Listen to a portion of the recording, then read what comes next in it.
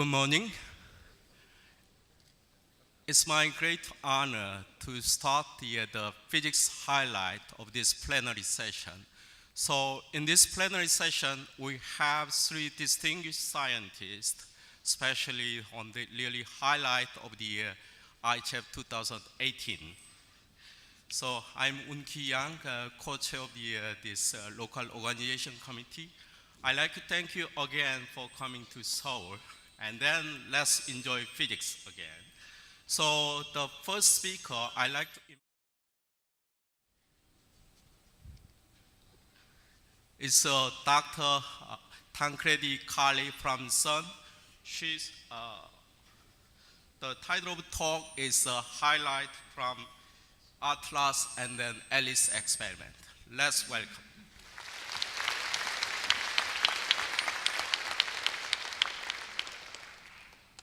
Yes, thank you very much for the introduction. It's a great pleasure for me to show you the physics highlights of the Atlas and Alice experiments.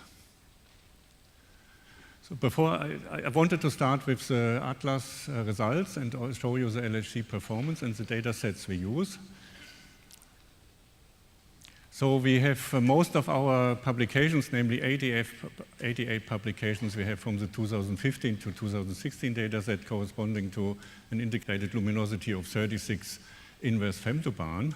I can only also show you 13 public results based on last year's data with a data set of 80 inverse femtobarn. And this year's, we have already recorded quite a large luminosity with a data sample on tape with 108 inverse femtobarn. We expect for the full 2015 and 2018 data set between 140 and 150 inverse femtobarn on tape. So LHC is performing very well. We have a design, we run about a factor 2 above the design luminosity. So this high luminosity is very good for physics, but it also comes with a drawback, namely a very large number of additional interactions under the event of interest, which we call pileup. So here I show you the distribution of the pileup events, split it in the years. So you can see, for instance, for the 2017 data, we had about 40 interactions under the event in interest on average, and we had events with up to 60 to 70 pileup events. And of course, this degrades the detector performance. As an example, I show you here the electron isolation efficiency as a function of the electron transverse momentum, where we split the data set in two samples. One sample with the low pileup, smaller than 40, and one with the high pileup, bigger than 40. And you can see here a clear degradation performance and an efficiency loss due to the pileup. However, the good news is that this performance degradation is very well described by the Monte Carlo. So the Higgs boson was discovered in 2012. This is only 6 years ago. I'm always amazed that we have discovered a new particle there. And since then, we are asking the question, is the new particle the standard model Higgs boson? So we have to measure its properties. So the progress we have made is very nicely illustrated in these two plots, where I show you an example of our high purity but low branching fraction Higgs decay, where the Higgs decays to 2 Z bosons and then to 4 leptons.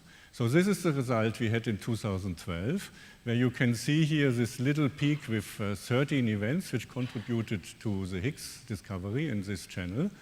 And here now you see the result with the 80 inverse femtobarn, where we see a clear peak nicely sticking over the background with about 200 events. So this is a very nice peak of a new fundamental scala, which we have found in 2012. Why is it important to measure this particle? So it's important to remind you the standard model Lagrangian, where the first two lines here describe basically everything which we observe in nature, which was experimentally confirmed before 2012, while the last two lines describe you the Higgs sector. So this has three important parts. So one is the interaction of the gauge bosons with the new scala.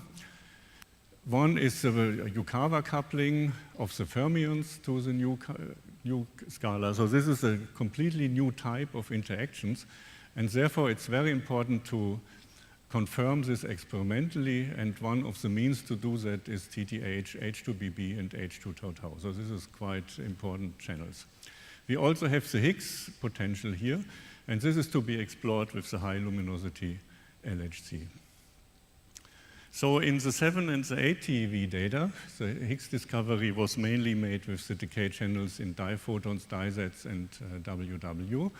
For the Yukawa couplings to fermions, we only had a glimpse via a combined measurement of the ATLAS and the CMS collaboration of the Higgs to tau-tau decay mode, where we had an observed significance of 5.5 sigma. With the large luminosity, this is now what we can really explore. This is an example of a recent results which we shown in a few months ago, which is the Higgs to WW analysis in the 13 TeV data. This is a very difficult analysis, but nevertheless we are able to see here a very nice peak in of the Higgs mass, in the transverse mass, using the ET-MIS distribution. ATLAS last month also have shown a new Higgs to tau-tau result, where we see now with ATLAS alone and combining the 7, 8, and 13 TeV data, a significance, this decay mode with a significance of 6.4. I'll show you here as an example the mass distribution in 1 out of 13 signal categories. So in the coupling of the Higgs bosons to the gauge bosons, we have a large statistics available, so we can make precise differential cross-section predictions. I show you here as an example differential cross-section as a function of the Higgs PT in the 4-lepton channel and in the 2-lepton channel, which so you can see that if we use this 80 inverse femtobarn data set, we can already make quite some good measurements here. And the data are compared with the most recent standard model predictions, and they are well described. So let me now turn to the first highlight, which we have published last month, which is the associated production of the Higgs top quark pair production. So the main production mode of the Higgs is via the gluon-gluon fusion, where we have this top loop here. So here we don't have any top quark in the final state, and since we cannot look inside the loop, there might also be some BSM contributions. And therefore, the only direct evidence for the Higgs coupling to the top quark is really the associated TTH production, where you have 2 top quarks in the final state. However, this process has a relatively low cross-section, only 1% of the total Higgs production cross-section, and therefore we have to look in many decay channels. In December 2017, we had combined the multi-lepton, the Higgs to BB, the Higgs to gamma-gamma in the 4-lepton results, and we had evidence for this TTH production mode of 4.2 sigma. We then moved on and we included the 2017 data for the production modes which are statistically limited, namely the diphoton and the 4-lepton results. And then we enhanced by a multivariate analysis the signal to background, and we can look at the diphoton mass peak for these TTH events. And you can see here a clear exit at the Higgs mass of about 125. If we now combine all channels and we look in the signal to background ratio, data over background, you can see that where we expect the signal at last signal over background ratios, we see a clear excess of events, and this is nicely followed by the predictions. If we combine all our decay modes, the 7 and the 8 and 13 TeV data, we have an observed significance of this process of 6.3 sigma, while 5.1 are expected. So this is a direct observation of the Higgs to top quarkling and the confirmation of the Yukawa coupling to fermions. We can now move on and measure the cross-sections. So this is the cross-section of 8 TeV and 13 TeV. These cross-sections are already measured with a precision of 20%. And then we can ask the question whether the Higgs to top coupling in the gluon-gluon fusion which can be described by the effective coupling kappa-gluon, is consistent with the direct coupling of the top quark to the Higgs, which is depicted of kappa top. So the ratio of kappa-gluon to kappa top is 109 plus minus 014, which means that it's consistent with the Higgs boson coupling as in the standard model, and this measurement constrained also the BSM contributions in the loop. This brings me to the second highlight of which we have prepared for this conference, which is the analysis of the Higgs decay in beauty quarks. So this decay mode is particularly important because it has a very large branching ratio of 58%, and therefore measuring this branching ratio constrains invisible Higgs decays, and it also tests the Higgs-Yukawa coupling. This analysis is very difficult, and we have to use the associated VH and ZH production for that.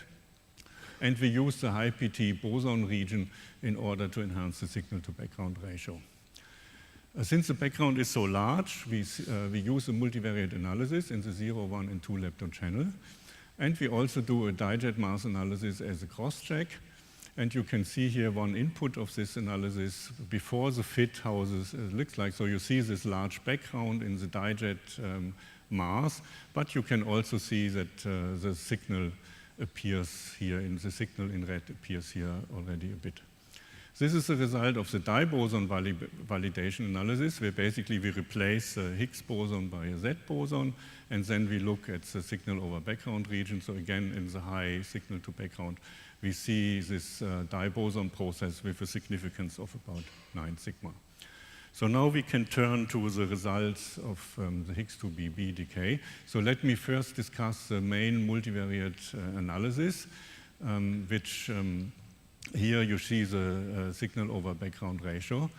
And you can clearly see that the signal is appearing over the background, and as we go to high signal regions, we see a stronger and stronger signal, and this is very well followed by the expectation. If we use the VH production load alone and our 13 TV data of the 80 inverse femtobarn, we see an observed significance of 4.9 with an expected of 4.3.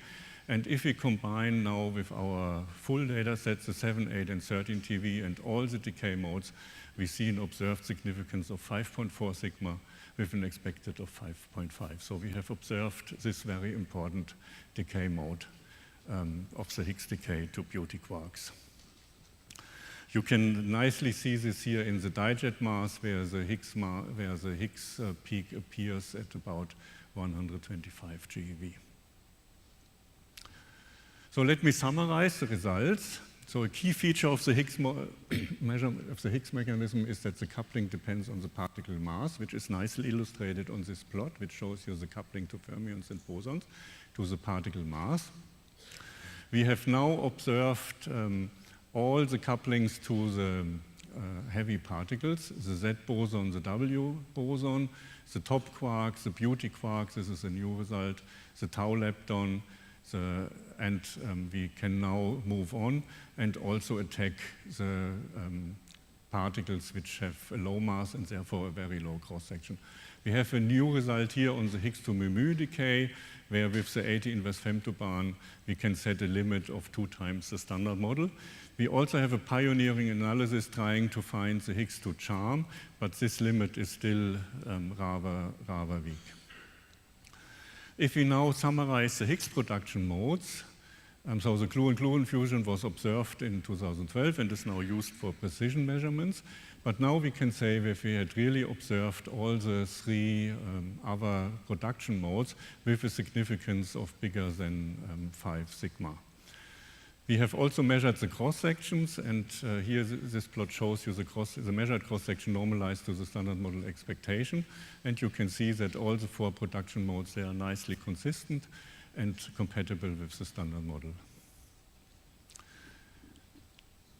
So, the next result is, the next step then is search for the di-Higgs production. This is one of the long-term goals of LHC. Since it's a direct proof of the trilinear coupling in the standard model, we have 2 processes here. So here you see the trilinear coupling.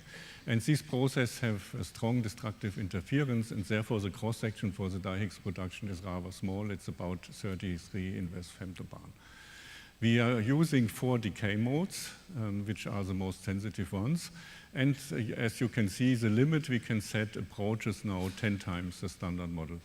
I wanted to point out particularly this new results which we have prepared for the conference, which is in the BB to tau-tau result, which by improving the analysis is now one of the most sensitive channels with an observed limits of 12.7 times the standard model cross-section.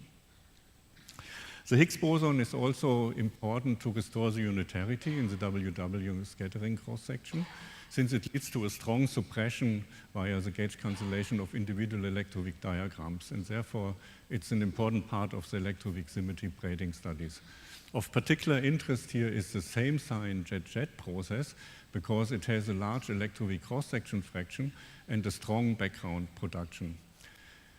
Atlas has now observed this process with a significance of 6.9 sigma, where 4.6 were expected, and this is illustrated in this plot where you see the di-jet mass, the data in black, and then in yellow you see the same sign WJZ signal and the background.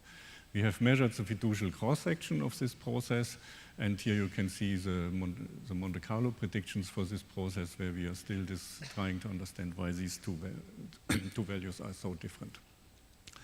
We also can study the WZ boson production in association with 2 jets, so this is also a process which is sensitive to the triple and quartic couplings, as depicted here in the diagrams. We have observed this process for the first time with a significance of 5.6 sigma and 3.3 expected. We measured the total cross-section, the fiducial cross-section, and we can compare it to the Sherpa Monte Carlo, which is leading order for this process, and we see that the data have about 50% higher cross-section than the prediction.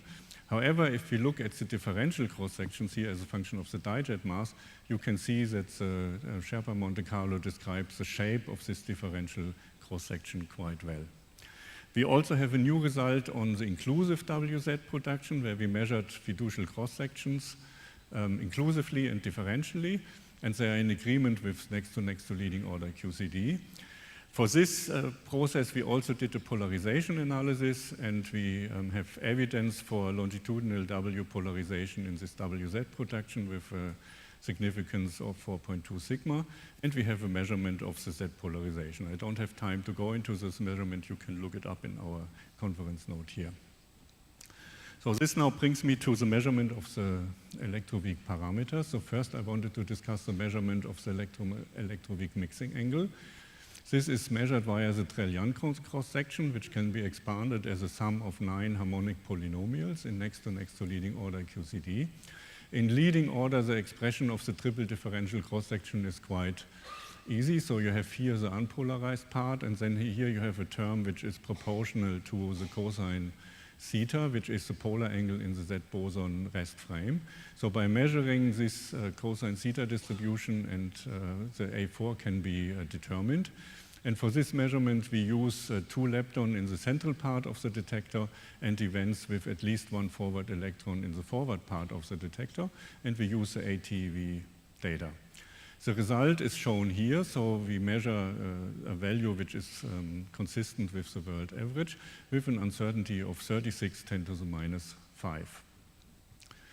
The uncertainty is largely dominated by the parton density in the proton, because the main limitation of this analysis is the knowledge of the initial quark direction due to the strong radiation. Here you see that how our measurement compares to other measurements. Here you see 3 measurements from E plus E minus colliders, LAB and SLT, using 3 different variables. Our measurement can contribute to resolve these discrepancies with these 2 observables. We are also quite competitive with the recent legacy Tevatron combination, and so we have measured this with a precision of 0.15 GeV.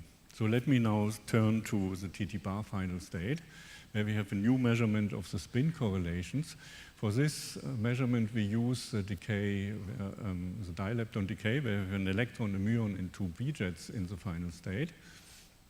And we use the azimuthal angle between the electron and the muon as a very sensitive variable for the spin correlations.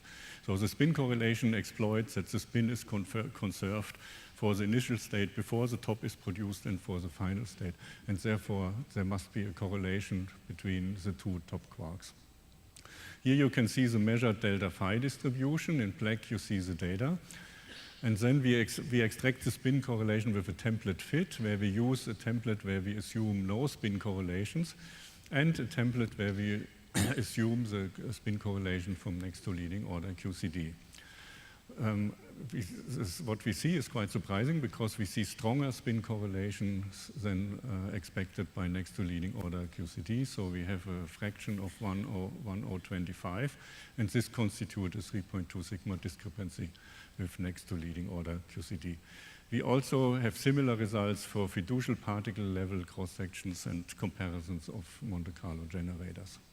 So let me now turn to the search program. So we have a very active search program for supersymmetry, dark matter, and new Higgs model. We have 62 search papers submitted and 30 of the 36 inverse femtobarn and 8 new preliminary results. Just as an example, I show you here the search for a new electroweak boson, W prime, in the context of sequential standard model measurement. So this has a muon and a missing ET in the final state. So I show you here the transverse mass. So you see the data, they reach now 3 TeV in transverse mass, and all the data are nicely described by the predictions. Assuming the standard model couplings, we can exclude masses up to 5.6 TeV with our new 80 inverse femtoband dataset. It's quite interesting to compare this to an earlier result, which is only based on 36 inverse femtobarn. So you see that by doubling the luminosity, you don't really extend the mass reach for these kind of searches. Therefore, we have to develop new techniques to increase further our sensitivity. Just an example, I wanted to show you the search for a Z prime, which decays in two W bosons. So for very heavy particles, the W bosons are highly boosted, and therefore also the decay products of the W bosons will be very collimated. So we can reconstruct the W boson in the hadronic decay mode in a large R jets. Over the past 10 years, many techniques have been developed to reconstruct such boosted particles for W bosons, tops, and Higgs quarks. And we use our analysis on a W boson tagging technique, where we use a new experimental techniques, where we use the energies from the calorimeters, but the angle from the tracks. I show you here one event, which is our highest mass event with 5 TeV, where you can see the tracks in orange, and in green you see the calorimeter. And you can nicely see how the fine granular atlas calorimeter can resolve the substructure of the jet from this kind of processes. So this is the result of the search. Here I show you the data of the dijet mass with a background prediction. We see the background describes nicely the data, and therefore we can set limits on the new Z prime. It's quite interesting to see here. So this is the result which comes from the 36 inverse femtobarn measurements, which we published this year. In dashed, you see the results, which is just what you gain by adding more luminosity, doubling the luminosity. And then in orange, you see our final results, which we have achieved by improving our capabilities of W boson tagging and optimization of the tagging working point. We also have a very active SUSI program, where we have already 28 publications on the 2015 and 2016 dataset, and 2 new publications based on the 80 inverse femtobarn. I show you here just a short summary for our main areas, so the inclusive production, the search for third generations, the electroweak production, the long-lived particles, and the R-piety violating supersymmetry. Usually when this plot is presented to you, you are told that we exclude SUSI particles up to 1 or 2 TeV.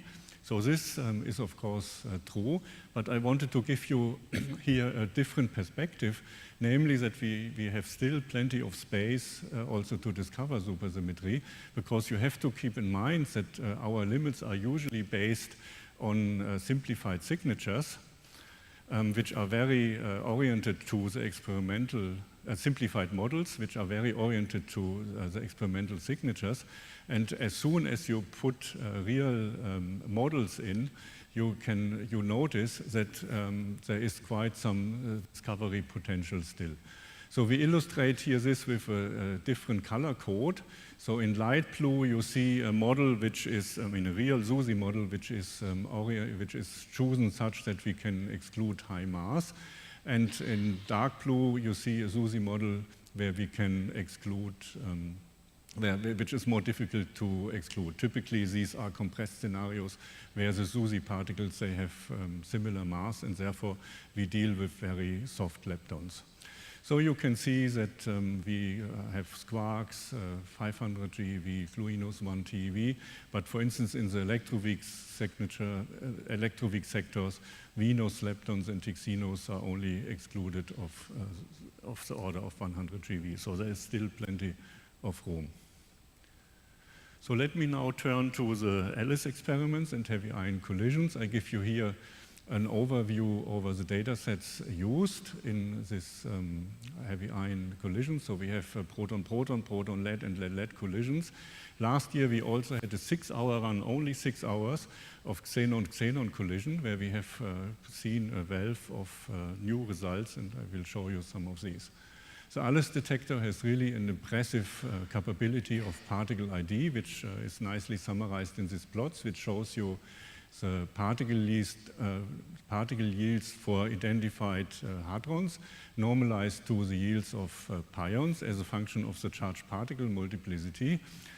So what has been seen is that as we go to high particle multiplicities, we have this increase here in the production of strange mesons and baryons. And we have a smooth evolution of the charged particle multiplicities from the small systems, PP, which you can see here, and the large system, lead-lead. This smooth transition is now also confirmed by the xenon-xenon data. So this is a result on an anisotropic flow in xenon-xenon collisions. So if two nuclei collide, depending on their geometry, they will create a collision area which looks in general not spherical. The particles don't enter in an isotropic way, but there is a momentum, a transfer of momentum, which is preferred. This can be analyzed by looking into the azimuthal distribution of the particles and expanding it in a Fourier composition. And you have two important quantities. One is called the elliptic flow, which is the second moment, which describes you the initial density. And the second is the triangular flow, which is a description, which is basically a description of the fluctuations of the nucleons inside the nuclei.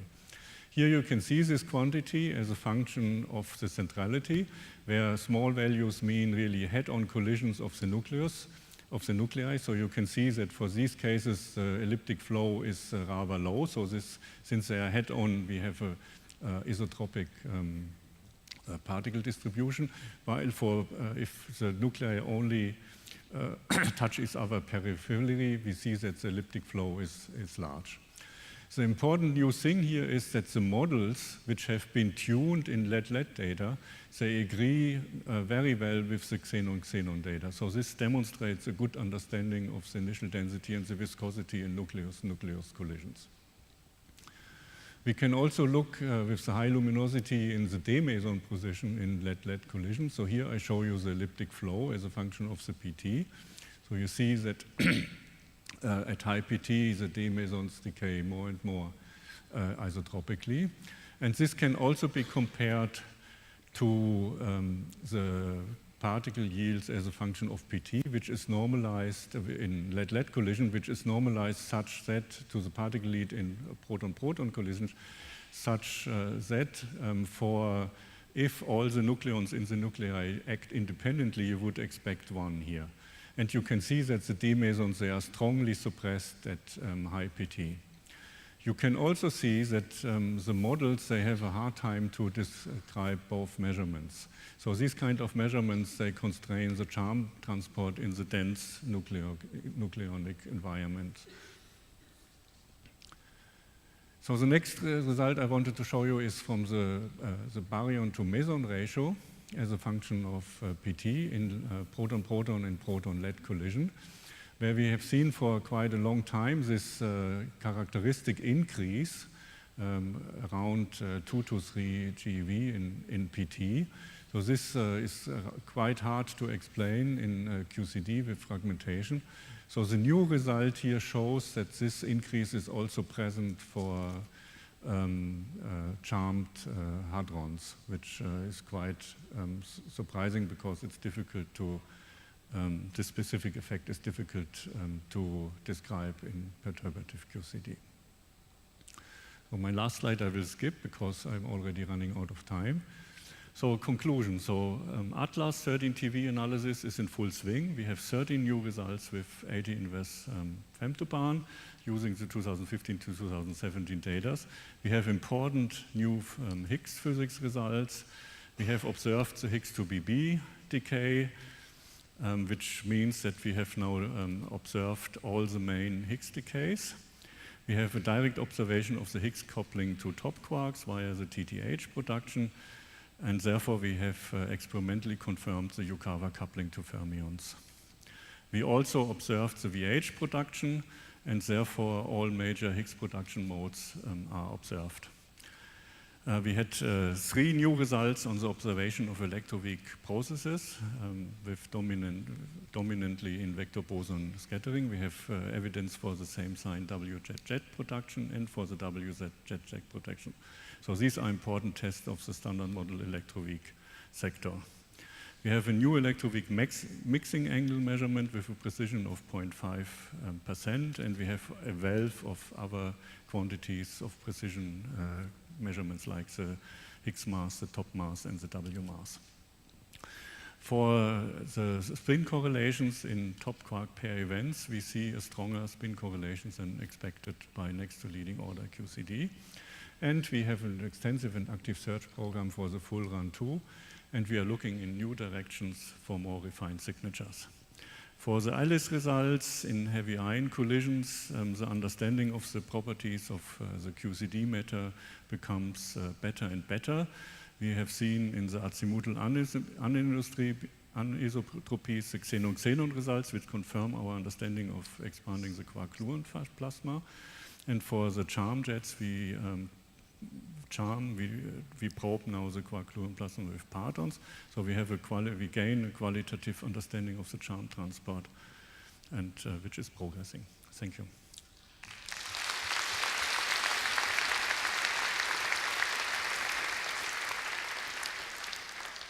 Okay, thank you, Dr. Carli, for presenting all of the interesting results from Higgs electroweak and then new physics search and then heavy ion collision. So I invite a few questions from floor. Yes, please. So could you please comment on the prospect for the Higgs to charm? So do you think you will be able to observe it with all the data taken by the end of LHC, or this can be only done at some future electron positron Canada? Thank you. This is a very hard question. I mean, this decay channel is extremely difficult, and you have seen our first results, which is 100 times the standard model. And we are continuing to improve our charm tagging capabilities and to reduce the background, but I cannot tell you when we will be successful with these efforts. Okay, other question? Yes, please.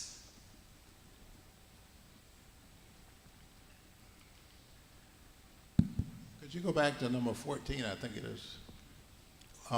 In the WH, is there some experimental underlying issue that might be sort of making that one look a little bit worse than the others? No. Why? So we have observed it. Of course, the significance is a bit smaller because it's experimentally a bit harder to observe. So you see that we just have been able to observe this production mode with our new Higgs 2BB results. But I mean, from the standpoint of what theory is expecting, I'm looking at it from the standpoint of the theory, because these are normalized to what the standard model expects, I think, it says in the caption, right? And from the standpoint of theoretical physics, I'm just looking at that one, and I'm just wondering if there's some experimental, something distinguishing measuring WH versus the other. You said there's nothing.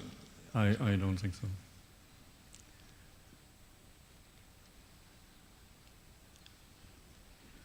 Okay, any other question?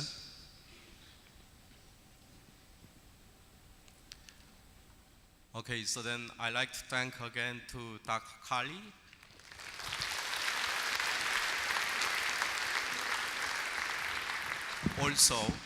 Also big congratulations for achieving this remarkable result to the Atlas collaboration and Alice collaboration.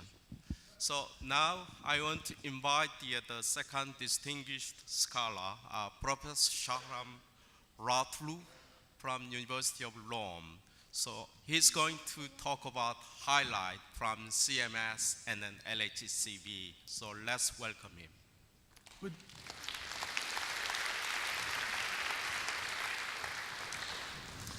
Good morning, and it's a great pleasure to be here to show some of the highlights from LHCb and CMS experiments to you this morning.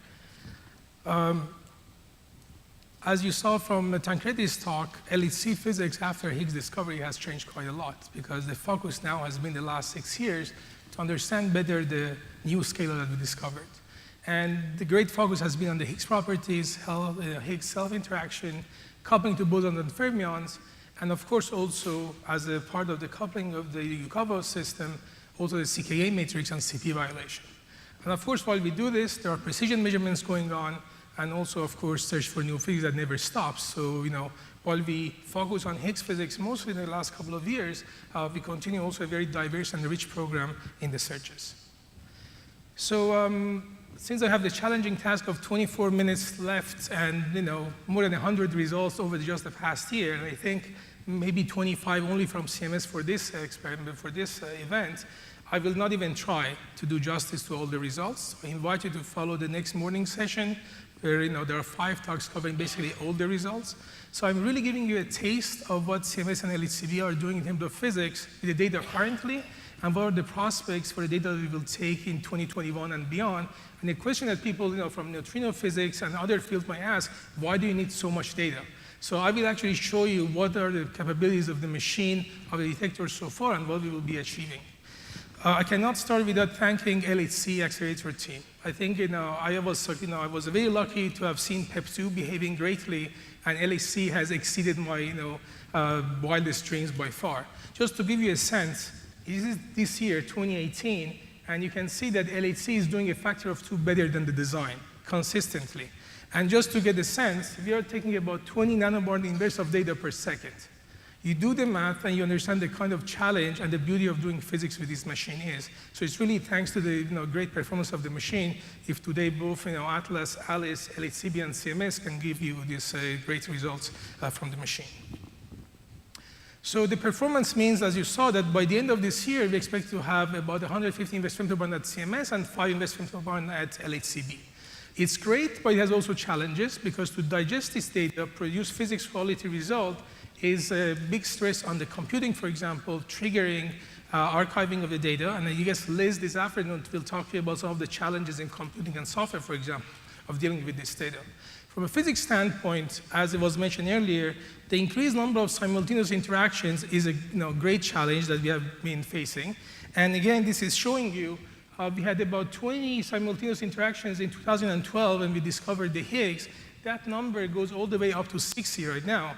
And again, this is a testimony to the great design of the machine, of the detectors, because the detectors that were designed about 20 years ago or more are able to cope with a high number of interactions, something that when I started CMS 10 years ago, we thought was going to be beyond our possibilities with multiple interactions. So again, the machine has been performing great, but I think the detector also has been doing great in terms of digesting the data and producing physics quality results.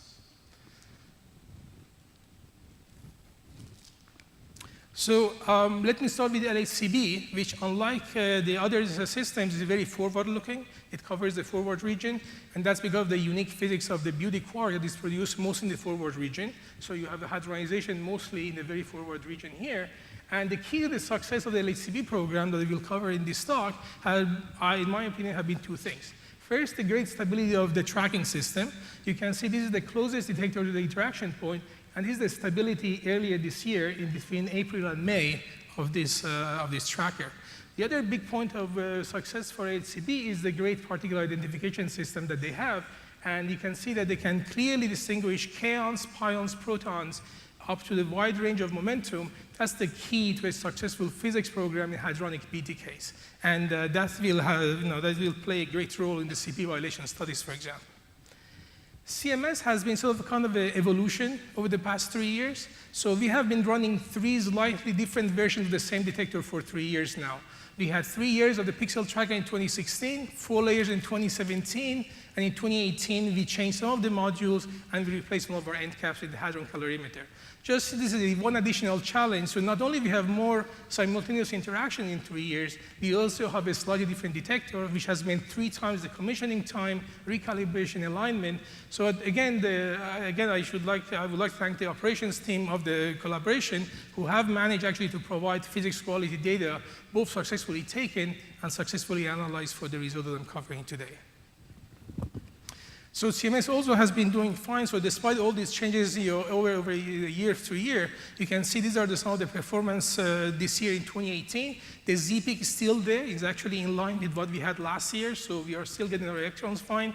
The muons are there. You can see the nice upsilon peaks. The tracking system and the muon system are doing fine. Another key for many of the Higgs measurements is B-tagging, of course. And again, this is comparing one of our discriminators for B-tagging from 2017 to 2018. And you can see that despite the changes in the tracking system, the P-tagging is fine. So therefore, once we have this huge amount of data at the end of this year, we'll be able to do an extended analysis for many of these searches and for measurements with B-tagging in the final state.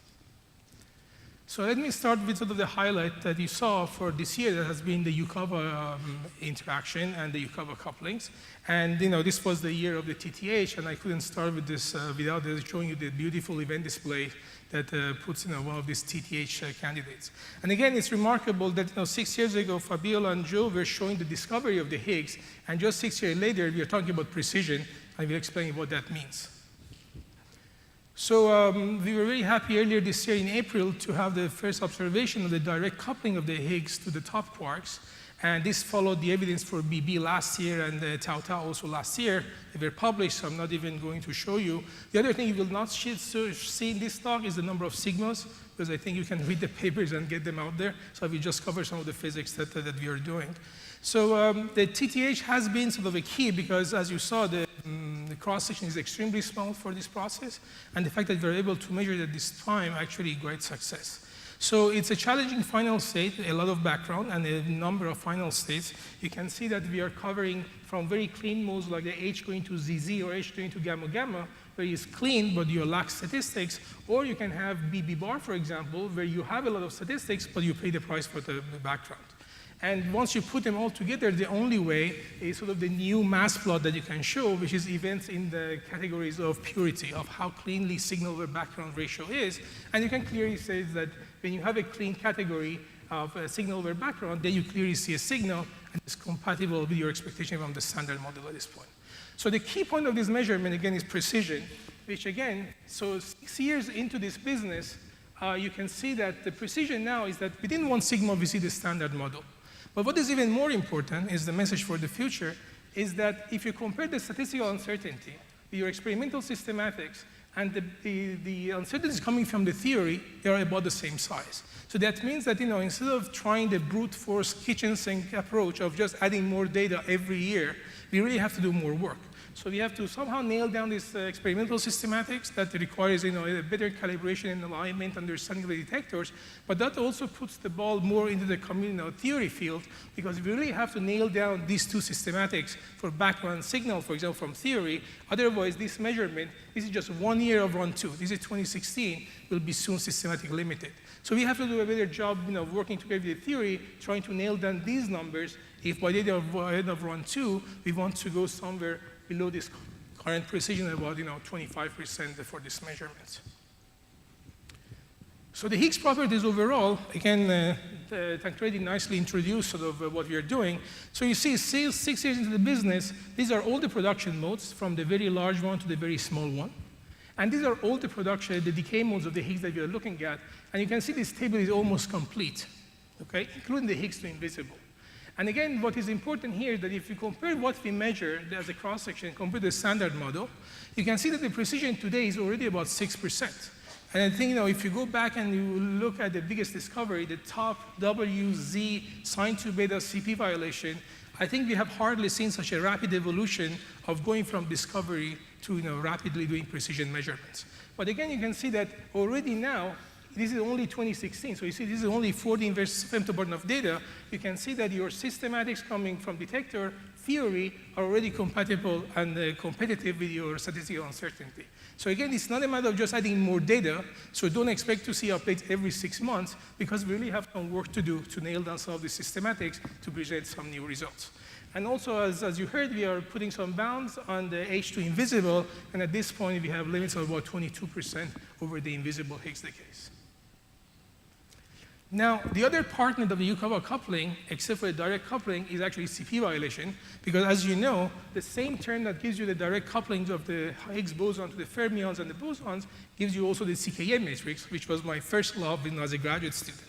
And for those of you out there at the B factories, I think we chased the apex of this triangle for a long time. So I was happy to be able to measure the sin 2 beta myself 15 years ago.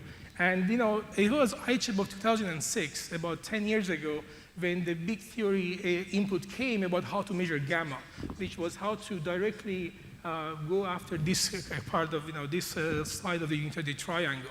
So in 2016, so the last ICHIP, if you threw everything together with a global fit, by doing Babar, Bell, and LHCb, you would measure gamma with a precision of about 5 to 6 degrees. So things are about to change, because LHCb alone has a very precise measurement, which is actually quite remarkable. By looking at the decays of the charge Bs and taking into account the phase in this p eigenstate, so you see you have a k short pi pi that can be either d or a d bar. The other remarkable is how great the particle identification is in LHCb. You can clearly distinguish kk, k short, and pi pi, k short. And again, for those of us who did Babar, this was a dream 10 years ago. And you can see that doing a Dallas analysis, taking into account all the strong phase in the final state, they are able to measure gamma alone with just one measurement with a precision of about 10 degrees, which is quite remarkable at this stage. And you see, this is more than just statistics. If you compare this result, which is the run 1 result, compared to the run 2 result, you can clearly see this is more than the scaling from the luminosity. So it's not a matter of just adding more data, or getting smarter and doing a better analysis. So therefore, the prospects for this measurement, the single measurements with the run 2 data, when they will have a factor of 2 statistics at the end, is even great for having a single precise measurement of gamma. There is more. They actually combine 16 of the results that they do. These are 9 in charge Bs, 4 in B0 decays, and 1 in B sub S. And many of them are outdated or new. When you do the global fit, LHCb alone is able to measure gamma with a precision of about 5 to 6 degrees. And again, this is something that the heavy flavor working group is doing by combining all the information available on the market today. You see, this is about the same thing. It's just that this is one experiment only. One thing that catches the eye in this plot is that there is maybe some tension, but again, keep in mind this is one measurement coming from B sub S to be compared to all these measurements coming from the charge B's. So of course, there are different uncertainties and sort of from the theory assumptions going on. So it's something worth keeping an eye on. But the strong message here is that we are now able, from experimental point of view, approaching 5 to 6 degrees for gamma, which is a great achievement, again, considering that we measured sine 2 beta for the first time about 16 years ago. Another topic of interest recently has been lepton flavor universality. And again, this is a way to see indirectly new physics. So this is a standard model. It can be the tree level or a penguin diagram. And many of you, those of you who have been at DAISY have heard about leptoquarks in the past quite a number of times. Well, they're trendy again. So leptoquarks are kind of height. I will show you some of the results.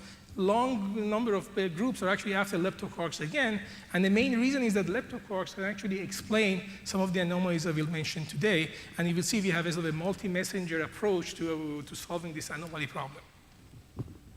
So at the tree level, this has been seen for a while.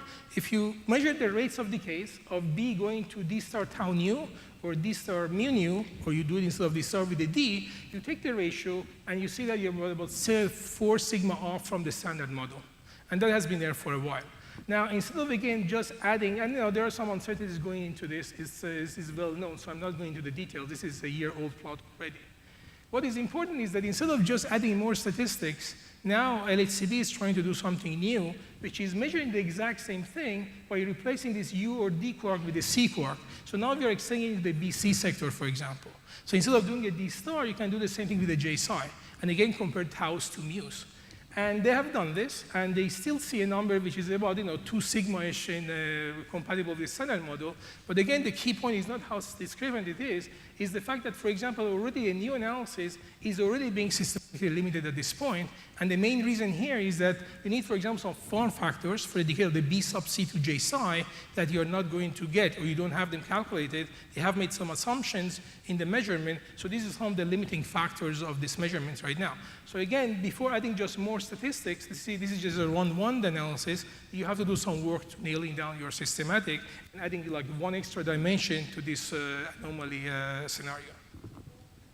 At the penguin level, again, it's a well-known discrepancy from the times of Bobar, Bell, and then LHCb, where we have these 2 sigma-ish deviations. Here you look at the same thing. You look at the rates between muons and electrons in the final state, but you can look at them as a function of the invariant mass of your dimuon system, because that's a characterizing sort of the parameter of this decay. And you can see that in both bins of this Q star, you can see a deviation of about 2.2, 2.3 sigma. So it's there. So there are 2 things that are happening. One is adding more data, clearly, to nail down some of these uncertainties. But it's challenging because, year over year, the data-taking conditions are changing. A number of multiple interactions is changing. So therefore, the detector performance is changing. So therefore, you have to be very, very careful with understanding the detector before you're able to add 3 years' worth of data for one measurement. And that's happening at LHCb right now. But again, they're being smarter. They're actually adding new final state. So the equivalent of the B sub C going to J psi, they're now adding B sub S going to phi L plus L minus, which again will be an independent final state to look after the same kind of effect. In CMS, we are also trying to do this, but this will take some time because you have to improve your low PT electron reconstruction. CMS is known for great muons. You have seen it, and we'll show them again. We are trying to be great also with electrons at the low PT by improving the reconstruction of the detector, and hopefully by the end of run 2, we'll be able to have a measurement in this final state as well. Not only the rates, but also the angular distributions show some discrepancies. So if you take this final state, K star mu mu, and look at the spin correlation in the final state, it becomes a complicated distribution, has some parameters, and one of them, the so-called P5 prime, shows some discrepancy when you look, for example, the LHCb or Bell data, which are these gray ones, and then with the standard model predictions, which is this hashed area in blue. However, for example, CMS does not see such a discrepancy. So this discrepancy should be taken with a grain of salt. So first, the uncertainties are actually quite large at this stage. Second, not all experiments are seeing a compelling discrepancy. And again, addition of new data definitely is needed, but is also challenging because of what I said earlier today. However, for example, CMS, in order to tackle this problem, last year we started adding new triggers, so we are actually increasing the sample significantly. So hopefully with the data taken in 2017 and 2018, we'll be able to perform a much better measurement of the same angular distribution sometime next year, and hopefully add one additional sort of data point to this puzzle of discrepancies. I said we are having a multi-messenger approach, so we are trying to tackle the anomalies also from the high mass. So at the low mass, we see some effects, but if the cause is leptoquarks, we better see them also directly. So that's what we've been trying to do. So that's what I said, the leptoquarks are kind of trendy right now. We are looking at a number of final states. There are many theories. We'll show you a couple of them. Leptoquarks or new Z bosons that can predict these effects. And you can see that we are looking at combinations of B or top, or also tau and mu's in the final state. And what happens is that if you look at this parameter space, which is the leptoquark mass versus the Yukawa coupling of how strong the leptoquark talks to the standard model particles, you can see that there's a region, this blue region here, that is favored by the theory to explain the anomalies, for example. Well, if the anomalies is there, we better see the leptoquark. We don't see the leptoquarks at this stage. And this is one example of looking leptoquarks to B and a tau. And you can see that we are cutting into the region of these preferred models. Now, there are a number of searches, depending on which final state you pick, but roughly up to 1 TeV, we don't see any sign of leptoquarks. That means that these regions, the low mass regions of this favored space in the leptoquark region to explain the anomalies is being sort of cut away slowly. We are actually becoming more fancy, so with more data, we try even crazier ideas. So this is a new result, for example. We throw in also dark matter together with leptoquarks. And again, I can't go into the details. I invite you to take a look at this result yourself if you're interested. Another way to explain the anomalies, if they had lighter Z bosons that we haven't seen so far, so the so-called the light Z prime boson, is a special Z. It's not democratic with all the flavors, so it prefers second and third, so taus and muons, for example. And in the past, we have looked at this. Both Atlas and CMS have looked at this by looking at the branching fraction of Z to 4 muons, by just taking the branching fraction, and that gives you some bounds. The reason is that we have such a Z prime that preferentially goes to muons and taus, then it could explain, again, you can see is the parameter space in coupling and mass that could explain the anomalies. Well, we have done a dedicated analysis where we don't measure just the branching fraction of the Z, but we look for a resonance structure in the dimuon, the lighter dimuon, and you can see that despite the fact that we are using 70% of data, we have handful of events in bins of invariant mass. And in fact, we have cut through this phase space quite significantly. So clearly, addition of more statistics will help us to even cut away more of this anomaly space while we work also on obtaining the anomaly measurements directly from LHCb and CMS. Let me go now quickly to the exotics and spectroscopy. Again, I will not show you so many limit plots because I know, it's not so interesting if you only see exclusions, so I will just mention some of them. One thing I wanted to show was this beautiful event display of the heaviest dielectron you have seen this year in 2018. It's a 3.3 TeV, and you can see now we're approaching limits of, electrons of 1.7, which are really challenging, the detector actually reconstruction of such an object in a single detector. And I will talk briefly about spectroscopy, and I put it together with exotics because, it's sort of an exotic spectroscopy measurement. This just came out, I think, either Thursday or Friday, was submitted to PRL by LHCb. So they measured the lifetime of the lambda C baryon. And to do that, they compared the lambda C baryon to the D+, which is very well known. So right now, the world average of D+ lifetime is about 1%. And if you look at this, again, this is a testimony to the success of the particle identification in LHCb. You take these final states, and you can see that these are almost all identical. And the fact that they take this ratio of gamma omega C to D+, it allows them to measure the ratio very precisely. Once they plug in the D+ lifetime, they measure a lifetime which is 268 femtosecond quite precisely, and is 4 times, which really is not consistent with the current PDG average. Now, I looked it up actually. So if you look at the PDG average, it's dominated by one single measurement. There are 3 measurements done, but it's mostly dominated with one measurement from focus experiment, and in reading I discovered many of them are my collaborators in CMS as well. So I guess I'll follow up with them to understand what is the reason. Clearly there's a discrepancy between LHCb and the focus. And again, this is a very clean sample. This is the omega C sample, and this is the lifetime distribution of this clean sample of omega Cs. So this is something interesting to keep an eye on and resolve.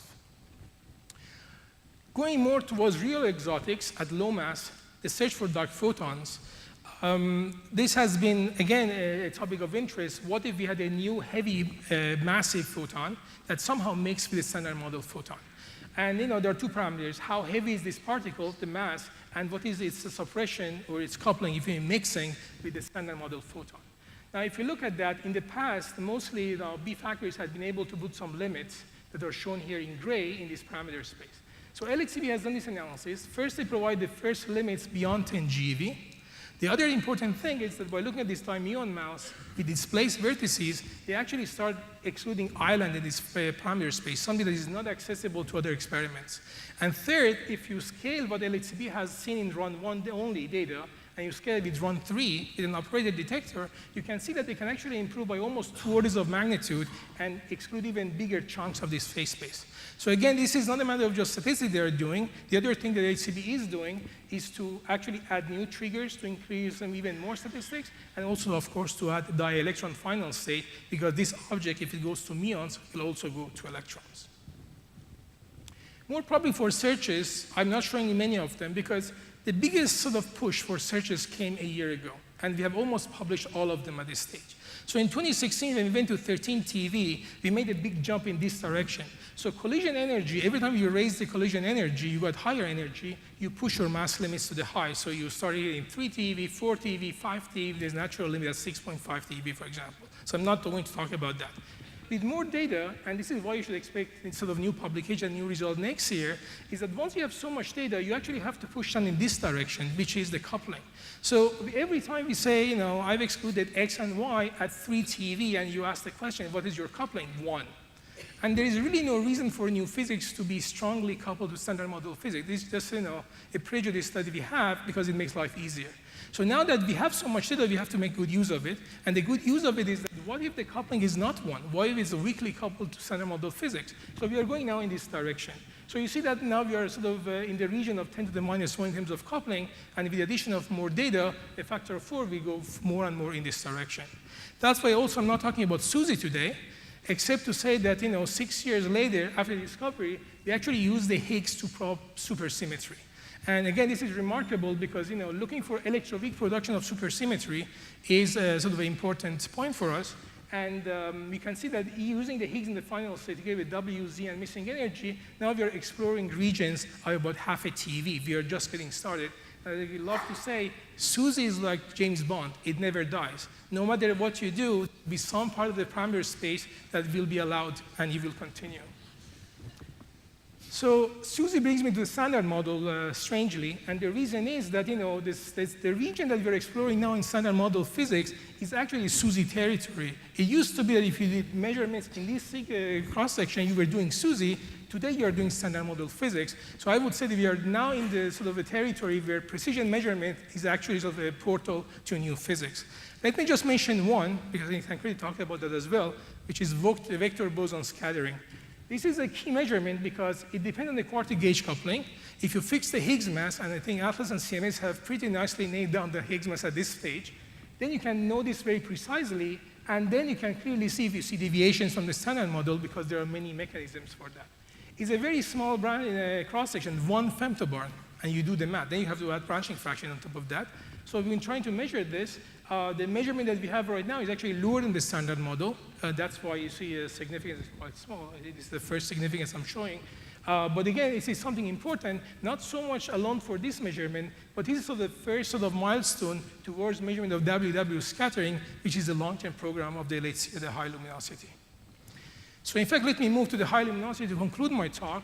So what do we do with all this data? Why do we need a factor of 2 now, a factor of 20 in 10 years from now?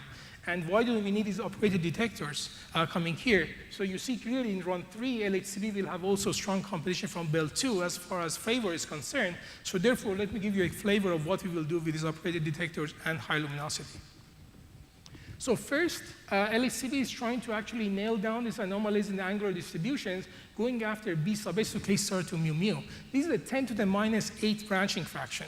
They have the first evidence, 38 events right now, and I was discussing with them, so to take these events and do the angular distribution, you clearly need an operated detector with much more luminosity. So this is coming, and they expect to have a precision about the same precision with the RON3 data. Rare Higgs decays, you heard this also earlier, that Higgs to mu, for example. Now, you saw this result that Tancredi showed. This is a factor of 2 standard model. We are there, but with half the statistics. So this is 40 inverse femtoborn, and our limit is as good as the Atlas with 80. And the main reason is the excellent detector performance. That again, we have to thank the operations team for this performance. We are also after the other Higgs decays, like Higgs to Z gamma and Higgs to charm, but this is clearly a part of the program for RON3 and later. Finally, the Higgs self-coupling. Even with everything that we have measured, we could still be looking at the Higgs boson coming from supersymmetry. So the real way to break this is to see the self-coupling clearly. And this is a very, very rare process, as you saw. We are really down into the new physics territory. And to do this, we are putting together all the final states. And today, we are at about 12 times standard model. That clearly tells you that the RON2 alone will not be sufficient. We need better detectors for the RON3 and clearly improve analysis techniques. And we have a chance, I think, by Atlas and CMS together with the whole low high luminosity program, we might have a chance at having a 3 sigma evidence for this process at the end of the high luminosity LHC program. So that brings me to my conclusions. So just some take-home message. I think we are getting close to establish the Yukawa interaction for the 3rd generations, which is sort of quite a milestone for RON2. I think we have proved that we have a stab at H2 mu mu already with RON2 and definitely with RON3. For CP violation, I think LHCb is sort of going to uncharted territories of reaching precision for gamma. And some of my favorite topics actually was CP violation with rare B decays that I could not talk about. They are doing a great amount of progress there. And it goes without saying the tremendous advancement in spectroscopy thanks to LHCb measurements. I think we have a good multi-messenger approach to tackle the anomalies, both at high mass with leptoquark searches and at low mass with the anomalies measurements.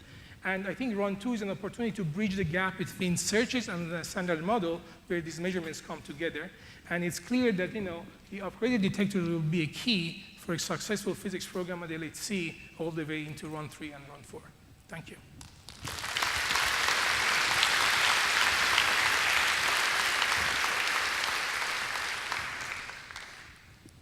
Thank you, Dr. Loflus, for presenting another interesting result and then anomalies from CMS and then LHCb. So I'd like to invite a few questions from floor. Yes, Dimitri. You mentioned this WWWZ plus JET sort of production, and your expected sensitivities are very similar with Atlas, the results we just saw in the previous talk, but observed are quite different. Is there any tension here starting to appear? So I saw the Atlas result, basically what I landed on Friday. So I haven't had the time to digest it yet. So maybe Tancredi wants to comment on the Atlas side. On the CMS side, I would say that getting 1.9 with 2.7 expected is normal. So I think maybe we had a down fluctuation. I think in their case, the 2 sigma up fluctuation. So then maybe they want to comment, but I don't see anything particular. It's challenging actually. So the fact that our expected significance is the same is telling there are no magic sort of bullets that we are using in terms of analysis techniques. So we are very, very compatible with each other. Same statistics, same kind of techniques, and same expected. So I think it's a matter of getting lucky or being unlucky in fluctuations. Thank you. Another question? Is there any particular experimental issue in measuring WH in CMS that you know about? That would, because now you both are saying the theory is a little bit on the low side. So I'm just wondering, you see, of course, if I would combine them, which I know I can't, but if I would combine them, it's suggesting something interesting might be around or might not. So I'm just wondering, is there some experimental issue with WH? I would say definitely not. And you can see that the WH, so it's true that the central value is off, but you see it's well within 2 sigma from the what we expect. So if you compare your systematic uncertainty, which is the red, to statistical plus systematic, which is here, is telling you clearly that, we are still dominated by the statistics quite a lot. So I don't think there's an issue. We keep an eye on it clearly, and that's why we keep doing this precision measurement. I mean, at this point, it's very clear that just this big mu of everything together is not a number of interest anymore. We are now at the stage that we'll be looking at the precision of the single parameters, and that's the hope. I really hope that in 2 years from now, we'll be at the next iChip telling you that we have seen that we have a discrepancy in just was channel, because that would be a sign of something new coming out. But at the moment, with the statistics that we have looked at, both Atlas and CMS, I don't think there's any issue. And will they be combined at some point, the Atlas and CMS numbers? Not before we have finished analyzing 150 inverse femtoborn each. I think both collaborations have strong teams at work. I think it's important to nail on experimental issues, separate the two experiments, and then combine. I think getting number of sigmas, I personally don't care. I don't think it's a matter of how many sigmas you've got and how many sigmas I have. I think we will wait to understand our data very clearly, both of us, 150 femtoborn each, and that will be a program covering during the shutdown 2019 and 2020 while we get ready for the new run to come. So expect that to happen in 2020 probably. Okay, so for the question, I strongly encourage you have a more question and then answer during the break time. So last thanks to Professor Rothlu.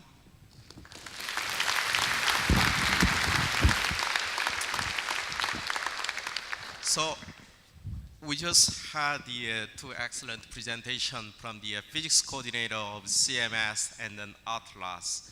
So we look for the more exotic, interesting result coming from the Learn2 data. And then again, I'd like to thank the big congratulations to CMS and then LHCb collaboration. Now let's switch the gears, so we go to the multi-messenger. So I'd like to invite Peter Shan from University of Maryland. He's going to talk about multi-messenger astrophysics. Let's welcome him.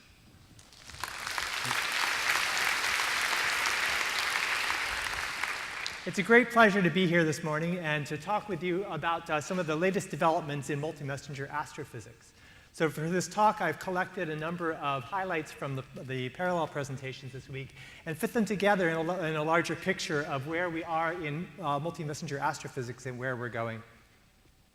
Let me begin by just outlining what we mean by multi-messenger astrophysics. Of course, in the history of astronomy, that was based for hundreds of years only on the visible spectrum, or the nearby part of the electromagnetic spectrum. That was then extended in the 20th century to include the full electromagnetic spectrum, all the way from radio through X-rays and gamma rays. And of course, as particle physicists, we understand the duality of waves and photons here. Beyond this, we also know that there are other ways that we can understand the universe and to gather information from faraway events. One of those would be through other particles, including neutrinos, which have the advantage of traveling at essentially the speed of light and pointing back to the source. So as another tool of astronomy, this is another option. There's also cosmic rays, charged particles, which are emitted and find their way to Earth, although they're affected by magnetic fields, so they may not point back to where they came from. But they're still carrying information about their production and the propagation. And a newer entry in this is gravitational waves. So carrying information about gravitational effects from far away in the universe. Individually, all of these are very valuable and very rich methods of understanding the universe. Although for cosmic rays, if we really want to point back and see individual objects, we should maybe just focus on the ultra-high energy ones, which are more straight. But when we put these together, then we're able to do some more things, and that's what we want to talk about. So this is what we mean by multi-messenger astronomy, connecting two or more of these different modes of observation and learning from the combinations. I think it's interesting to relate these four that we've identified with the four fundamental forces in the traditional view: electromagnetic, weak, strong, and gravity. This, however, it describes in a broad sense how we detect these, either directly or through their interactions with material. Although gravity is different. Einstein told us that gravity is really a geometric effect, the geometry of space-time. This comes out of the general theory of relativity, and it says that gravity is not actually a force. It is just the effect, the geometric effect of space-time that influences how things then move in this and behave. The Einstein field equations predict then both static gravity, but also the existence of gravitational waves, perturbations in the space-time metric which travel at the speed of light and are represented by stretching and squeezing of the space-time. That's what a gravitational wave is, geometric perturbations in the four-dimensional space-time. So this is really interesting because it means that the geometry of space and time itself has dynamics. It has geometric fluctuations. All the other interactions and fields that we look at are taking place then in this coordinate system, which itself has some dynamics. And of course, there's the whole field of quantum gravity that is trying to develop a unified theory here. Anyway, getting back to gravitational waves, this is what it looks like visually for a gravitational wave propagating. It's the stretching and squeezing of space at a given point and a propagating wavefront moving along. So why is multi-messenger astronomy valuable? It's because we can detect different signals from the same sources or from the same populations. So for instance, in the cores, the collapsing cores of stars, those may produce gravitational waves. They'll produce neutrinos from the nuclear reactions. Of course, the supernova itself is the light signature from the expanding envelope of the outer parts of the star. And then shock acceleration of cosmic rays can occur in the remnants of these. So all of these things are related to supernovas from stellar core collapse. High-energy cosmic rays can then interact with ambient photons and produce high-energy neutrinos. Relativistic jets are present in a number of astrophysical situations where there's accretion around a black hole or a neutron star. These can produce neutrinos from hadronic interactions and decays in the jets, and also electromagnetic emissions at a wide variety of wavelengths. So this would be the case in gamma ray bursts or active galactic nuclei. A neutron star binary merger can produce gravitational waves. Also, the resulting remnant and accretion around it can produce relativistic jets, and those produce the other signatures here. And then there can be light produced by the ejecta from these events. So all of these are different emissions from the same sources and some others. Putting them all together is where the astrophysics come in. So moving from multi-messenger astronomy to multi-messenger astrophysics is combining the different observations in different ways. Since we have many ways of looking at these events with the many instruments of astronomy of different types, it's worth saying that the different observations in different electromagnetic bands and in different messengers have different strengths. And just to summarize them here, here's a quick collection. Some are good at timing, some are good at spectral properties, some are good at localizing an event in the sky, and then others are give information about the particle acceleration happening at a source, about the thermal environment, and in the case of gravitational waves, direct information about the parameters of masses and distance. So with these different views of an event, some of these messengers tell us about the core engine. That would be the penetrating radiation, the non-scattering radiation or less scattering high-energy neutrinos and gravitational waves. Some is telling us about the outflows of material, the jets or other outflows, especially the visible light. And some are telling us about the environment in which this event occurs. All of these things together then, if we're able to understand them together, lead us to multi-messenger astrophysics from the basic astronomy of identifying these events. All right. Now, this comes with challenges. For one thing, although in principle these events can produce signatures in different messengers, whether the balance is such that they're all detectable is a question of different detector sensitivities, and we're talking about very different detectors here. There's the requirement for coordination because these events then have to be observed by multiple instruments, which are separate to start with. Some instruments store all the available data. Others are pointed, and so there has to be strategies and planning to point or at the right time, at the right place. And rapid communication. So it then becomes necessary to rapidly analyze the data and to share that information from one facility to the other to do what you could call cross-facility triggering, not just triggering facility by facility. It requires follow-through to understand candidates that are identified in early observations and to plan new observations to get more information about them, for instance, spectroscopy, because these things often are fading rapidly and there's information that needs to be captured while it's still there. And then the interpretation of these combined signals often requires sophisticated modeling because the astrophysics can get quite messy. All right, so the first multi-messenger astrophysics event, I would say, is the supernova 1987A. In this event, a rather substantial burst of neutrinos was detected a few hours before the optical light curve, the light appeared. And so going back in the data, this is not in the era of rapid analysis, but going back in the data, these neutrinos were found by 3 different projects. The picture here is the beautiful picture later on of the outflow, not the supernova light curve itself here. But this provided essential information about the process of the collapse that produced the neutrinos and then led to the powering of the supernova. This remains a topic of great interest for further neutrino observations and their connections with supernovas. This is a slide from Shimizu-san's talk on Thursday discussing the plans for hyperkamiokande, and you can see the summary on the slide here. Whoops.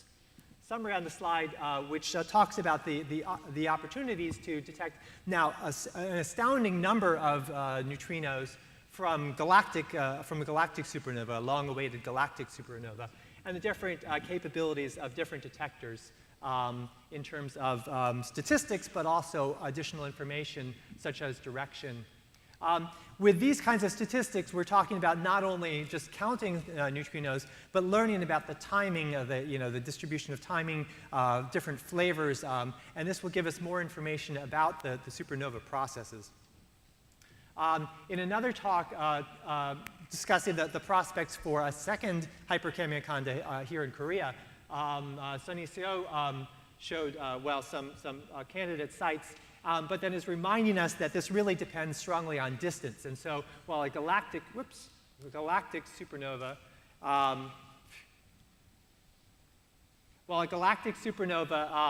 is tens of thousands of neutrinos as we go out into the Large Magellanic Cloud, where SN 1987A was, it's a somewhat lower number, but this is sufficient to reach out into other galaxies in our local group of galaxies.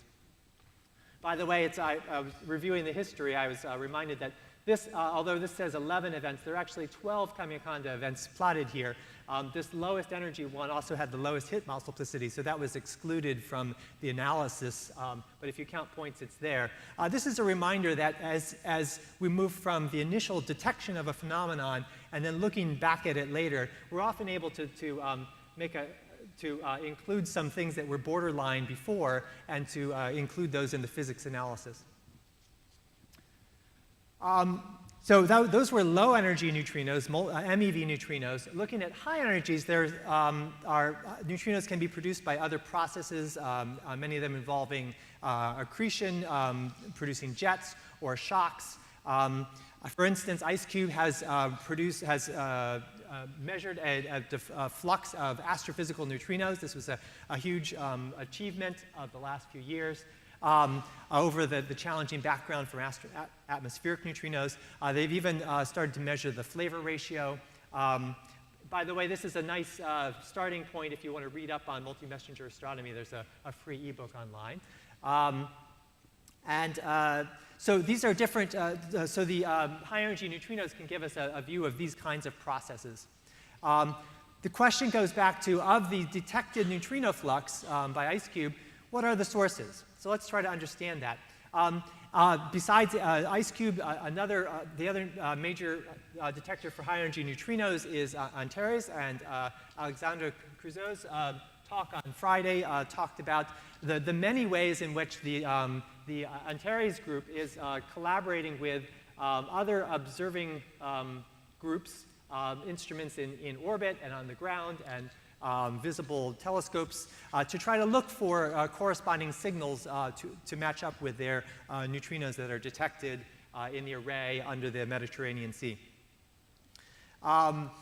The Antares project has also looked for neutrinos connected specifically with gamma ray bursts. None found in coincidence so far. IceCube has done this kind of analysis too, and so this is placing limits then on neutrino emission that come from gamma ray burst events. Again, in principle, you can get both of those messengers from those events. It's a question of sensitivity, whether they'll be detected, and most of the gamma ray bursts are far away. This can also, instead of looking for individual events, you can also look for connections in the spectra of populations. Danny Marfatia's talk on Friday was comparing the spectrum of neutrinos, high-energy neutrinos, with the spectrum of from the Fermi gamma ray satellite. And this then lets you test new physics models by looking at the spectra and seeing whether they agree in the way that you would expect from a common origin and behavior. All right, going back to active galactic nuclei, we said already that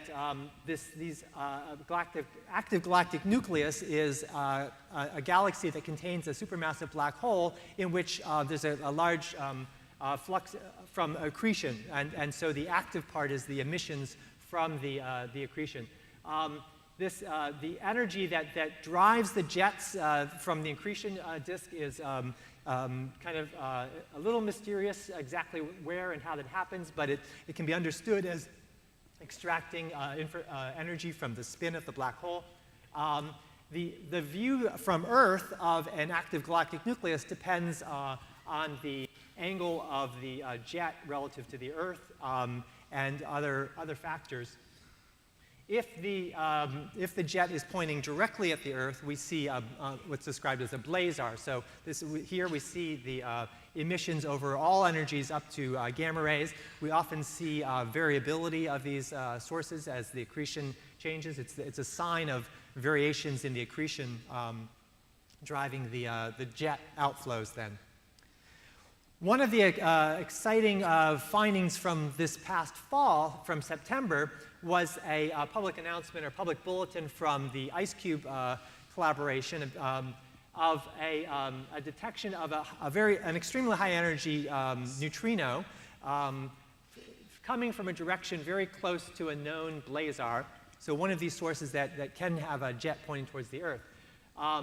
This was accompanied by later reports from Fermi, from the Large Area Telescope on Fermi, that in fact the gamma ray emission from that blazar had increased around that time. And also the magic detector, looking at very high energy gamma rays, found a detection of this source in very high energy gamma rays when it had not been seen before. So it's very suggestive that there's this the detection of this extremely high energy neutrino with an increase in the gamma ray activity from this blazar suggests a connection. As of today, I am not a member of the collaboration, but I'm told that final results of the analysis is looking at doing the detailed statistics of the connection here are to be expected soon. So I'm looking forward to hearing that. Switching gears, let me talk about gravitational wave detectors. As you may know, there's a worldwide network that's being built. It includes the LIGO detectors in the United States, the GEO detector, which is closely allied with LIGO in Germany, the Virgo detector in Italy, and the Kagra detector under construction in Japan with substantial Korean involvement, by the way, plus a future detector to be built in India.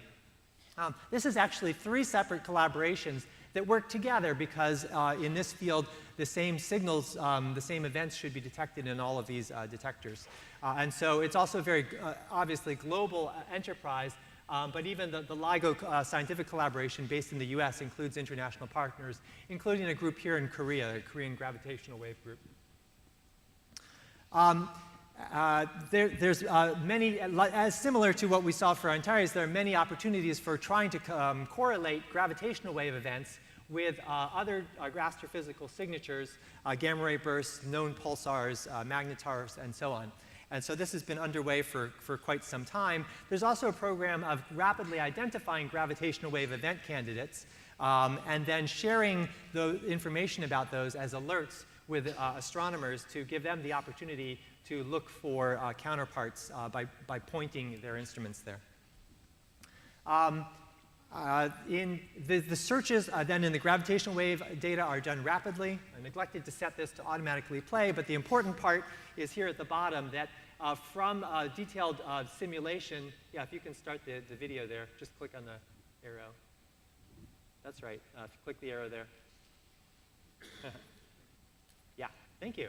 All right, so this is a visualization of an accurate simulation of, in this case, 2 black holes which are orbiting each other. Because of gravitational wave emission, the orbit is not constant, but these orbit closer and closer together. The gravitational wave strain is then calculated and predicted by this simulation, and you can see that it rises in frequency and amplitude until the point where these objects merge, and then they settle down. And it's those wiggles of the space-time represented here in 2 dimensions, but really happening in 3 dimensions, those the ripples in the space-time perturbations that travel outward, which are the gravitational wave that is then carried away and hopefully detected by the global network. Nicolas Arnaud shared on Thursday the discovery of the first binary neutron star merger detected by gravitational waves. This was detected in August of last year.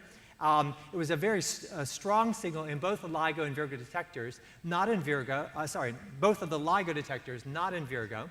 But that's understood as being due to its location in the sky. It happened to be at a place where the response of the Virgo detector was rather low. Within 5 hours, an accurate sky localization was found from the gravitational wave data. Normally, it would be found in minutes, but there was a glitch that had to be worked around and a data transfer issue. So it took some hours to rapidly reanalyze the data. And this was sufficient to connect up. It was consistent with localizations of a gamma ray burst that was observed by the Fermi Gamma Ray Space Telescope and also by the Integral spacecraft in orbit. So the gamma ray burst onset was not at exactly the same time as the merger. It was, in fact, 1.74 seconds later, more or less, but in a consistent location in the sky. So we nailed this event. It was great. This time difference, by the way, of 1.74 seconds, plus or minus some, can be interpreted as, as a constraint on the speed difference between gravitational waves and light. The light and the gravitational waves traveled for just about 130 million years. To get here to the Earth. They arrived at a couple of seconds apart, and allowing some difference in emission time, this means that the speeds are equal to apart in 10 to the 15 or so.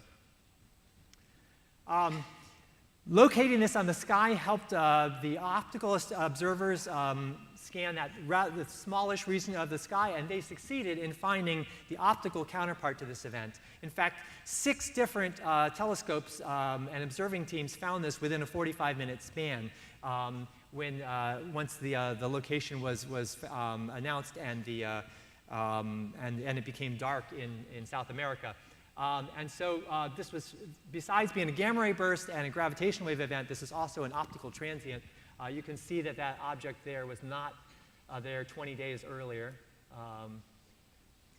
And further observations of this event have been made through an amazing array of telescopes and instruments of all types. Really a spectacular, epic observing campaign for this. This slide shown by Arnaud kind of summarizes it just with little tick marks. But all of these things represent observations that were made on a logarithmic time scale here in different EM bands. There was, however, sadly, no neutrino counterpart to this event, but we certainly have looked at that. The neutrino projects looked for data. Nothing was coincident both in time and in space. Whoops. Nothing was coincident both in time and in space with the reconstructed location here. But it's great to be able to look for this, including the Auger project, which could detect neutrinos at this location. All right, but we have learned more about this remarkable event through the outflows of material that occur from the tidal disruption of the neutron star material. For one thing, this was observed very richly in optical in all different colors, and over time it was seen to, well, initially fade, but also change color. In fact, in the infrared, it took a few days to peak and then faded from that. But you can see that a few days apart, the color changes dramatically from blue to red and then became infrared. This is also seen as color change is also telling you that it's cooling. So when first detected, it was at a temperature of about 10,000 Kelvin. Within 8 days, it was down to 2,500 Kelvin. So this thing cooled with a pretty close to a black body spectrum during that time. This is really remarkable for an astrophysical event. The optical emission actually matches what's described as the kilonova model, which is optical production from radioactive material that's been ejected and then is heated by radioactive decays. In fact, the characteristic color that comes out of the decay, the thermal signature, depends on the elements that make up the ejecta. And there's strong evidence in this case that there were at least two components of the ejecta, which are shown here in this figure, one along the axis of the binary, which is called the blue kilonova, and then around the sides, a different body of material which produced a red kilonova. They're blue and they're red because they're different elements in there. The red has the very heavy elements, the lanthanide series, from really neutron-rich nucleosynthesis, while the blue has heavy elements, but not the heaviest, that has nucleosynthesis, but with less neutron-rich, a higher electron fraction. The electron fraction, by the way, can be higher there because this part of the material is irradiated by the hypermassive neutron star that's produced and lives for a period of time in one view of this event. So these different components of the optical afterglow of this are telling us about the nucleosynthesis and also the particle physics going on in the environment as this is expanding at a fraction of the speed of light. This has real implications for our understanding of where the heavy elements came from, especially these various heaviest elements. Gold and uranium are produced in a neutron star merger like this in the red kilonova section there. And it appears now that the bulk of those elements are produced in neutron star mergers, not in supernova, for instance. And so this is telling us about the availability of these very heavy elements and where they came from past neutron star mergers. From the gravitational wave data, we can also put limits on the properties of the neutron stars themselves at the time when they're approaching merger. Because detailed analysis of the gravitational wave data can reveal a signature of tidal deformation of the neutron stars. And in fact, we see that there's not a strong tidal deformation in the final stages while these are merging together.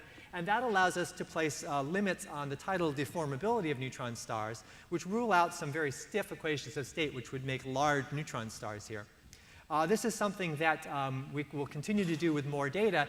And by checking the equation of state, the properties of neutron star material, this can indirectly tell us about exotic particles and fields which would be affecting the density pressure relationship of neutron stars.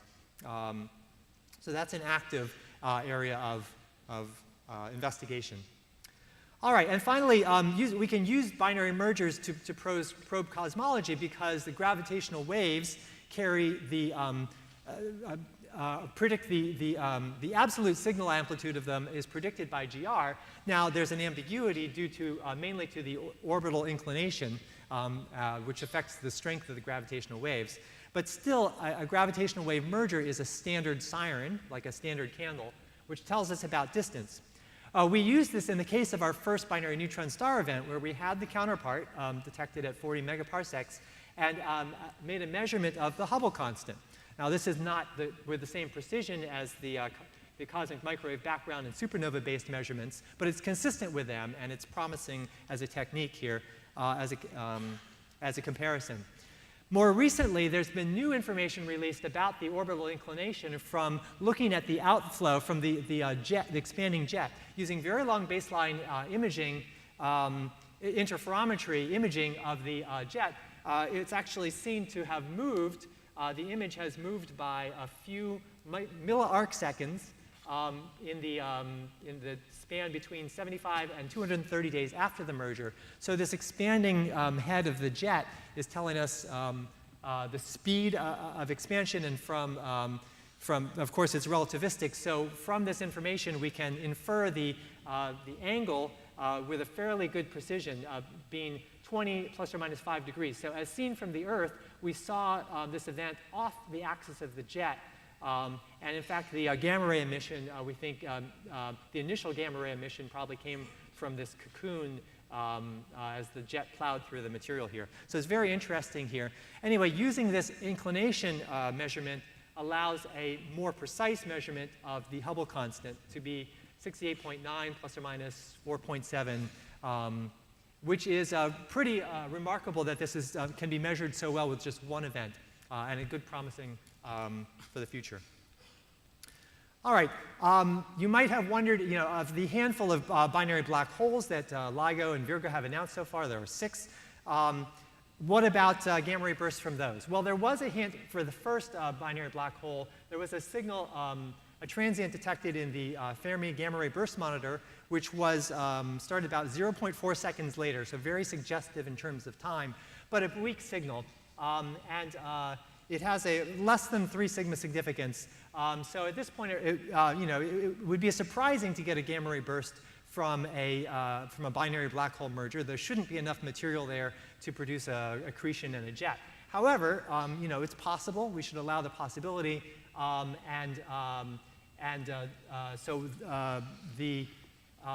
This is something that we'll be looking for with more events to see if this signature shows up with other binary black hole mergers as a sign of new astrophysics or potentially new physics.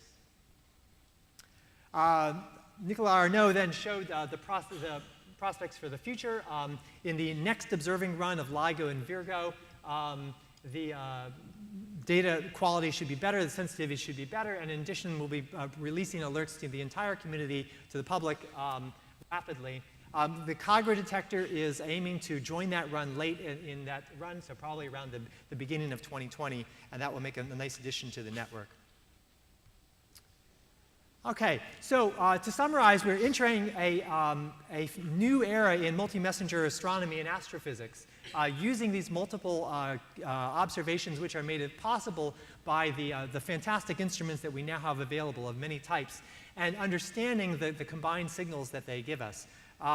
These complementary observations enabled tests of astrophysics and tests of fundamental physics by comparing the different signals that are received.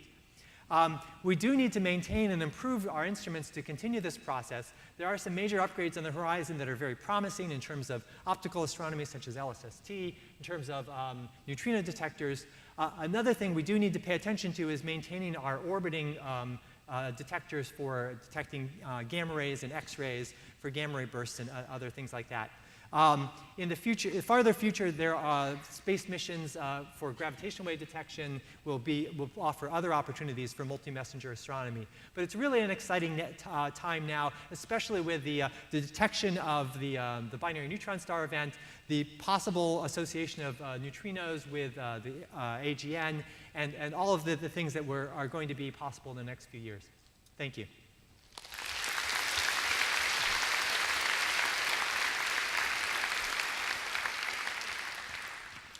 Okay, so thank you for Professor Shan for presenting all of the wonderful results from sky, space, underground, and then sea, even ice.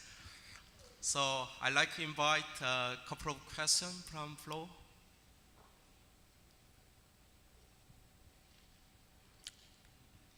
Yes.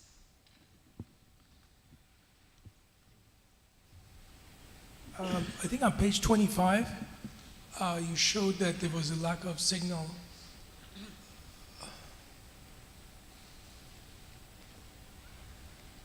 Let me get back there. That was a neutrino. Right. I was Yes. wondering, is the hint that maybe the mechanism is different so that you actually do not have a signal, or is it because of the sensitivity of the detectors that you cannot see the Oh, signal? I think it's. I would say it's the sensitivity of the detectors. So at 40 megaparsecs or 130 million light years, this is pretty far away, and so now we don't have a good handle, a firm handle on the high energy neutrino production in the jets. There's also the question of what is the gamma factor of these jets and so on. So I would say it's not surprising that it was not detected, but it's definitely worth searching for a coincident neutrino. And we certainly could have been lucky to capture a neutrino in coincidence. So I was wondering on slide 22, you showed the time difference between the two different detectors for light and the gravitational waves. And I was wondering what the strategy for synchronizing the clocks is there, and is there kind of a standard candle of any sort that you could use to validate the synchronization? So the gravitational wave detectors use GPS time signals as supplemented with atomic clocks. I don't know exactly the technical details of the space missions, but I'm sure that their times are good to milliseconds or better. And so I think this is an accurate time difference. Yeah. Right. The reason I'm thinking of this is in recent past we've seen when the time is off. I'm thinking in neutrino physics that you could come with rather strong implications, and it's you could get a difference of a second pretty easily in some places. Yeah, well, for the gravitational wave detectors, we have done cross comparisons, for instance. So we're confident in those timings. Yeah. Okay, so for further questions, so I suggest to have that discussion during the lunchtime. And then again, I'd like to congratulate all of the experiments who produced this wonderful result, and